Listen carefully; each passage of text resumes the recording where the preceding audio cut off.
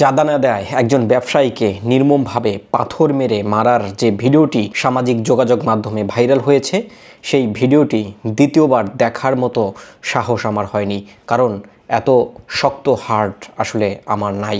আমরা কয়েকটি ঘটনা দেখেছি আসলে মানুষ কতটা নির্মম হলে এই ধরনের অত্যাচার করে একটা মানুষকে এভাবে মেরে ফেলতে পারে, কতটা নৃশংসভাবে মারা হয়েছে ওই লোকটিকে। আপনারা একটিবার কল্পনা করেছেন? সব থেকে বড় বেদনাদায়ক বিষয় হচ্ছে যে মানুষটিকে, যে ব্যবসায়ীকে মারা হয়েছে, ওনার নাম সোহাগ এবং উনি হচ্ছেন আমার জেলার মানুষ। একইভাবে আমরা দেখেছিলাম ঢাকা বিশ্ববিদ্যালয় এলাকায় তোফাজ্জল হোসেন নামে এক যুবককে চোরের অপবাদ দিয়ে পিটিয়ে নির্মমভাবে মেরে ফেলা হয়েছিল। সেই তোফাজ্জল হচ্ছে আমার এলাকার। আমি খুবই মর্মাহত, আমি খুবই আশাহত।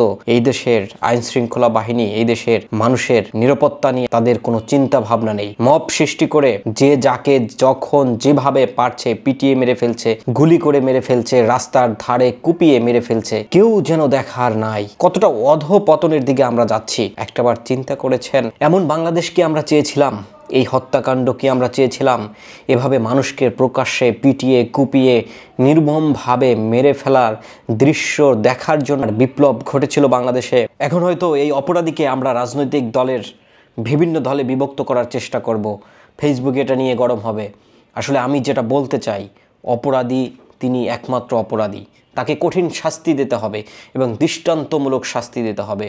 যদি এই ঘটনার যদি বিচার না হয়, এদেশে এর থেকেও ভয়াবহভাবে নির্মম নির্যাতনের শিকার হয়ে আপনিও মরার জন্য প্রস্তুত হয়ে থাকেন। কারণ এই দেশে এখন আর কোনো মানুষের নিরাপত্তা নেই। আপনি বাসা থেকে বের হয়ে আবার বাসায় সঠিকভাবে ফিরতে পারবেন কিনা তার কোনো গ্যারান্টি নাই। এমনকি বাসায় থেকেও আপনি কোনো গ্যারান্টি আপনার জীবনের নাই। এই দেশকে আমরা চেয়েছিলাম? এই স্বাধীনতা কি আমরা চেয়েছিলাম? এই নতুন দেশ কি আমরা চেয়েছিলাম? আমরা চেয়েছিলাম বাংলাদেশে শান্তি ফিরে আসুক, কোনো মব চাচ্ছিলাম না।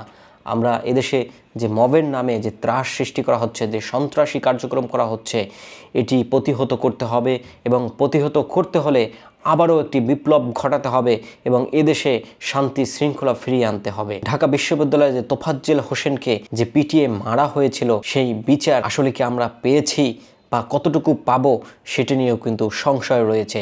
এবং আজকে যে ঘটনাটি ঘটেছে, যে সোহাগকে মারা হয়েছে পাথর মেরে, তার বিচারও আমরা পাবো কিনা সেটি নিয়ে সংশয় রয়েছে।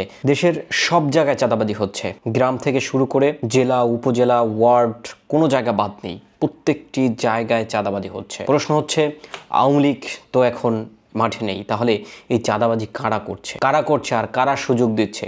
প্রশাসন কোথায়? প্রশাসন এত নীরব কেন? এই প্রশ্নগুলো আসলে সাধারণ মানুষ জানতে চায়। সব সময় আসলে মুখ খুলে বলতে পারে না, নিরাপত্তাহীনতার কারণে আসলে কথাগুলো বলতে পারে না।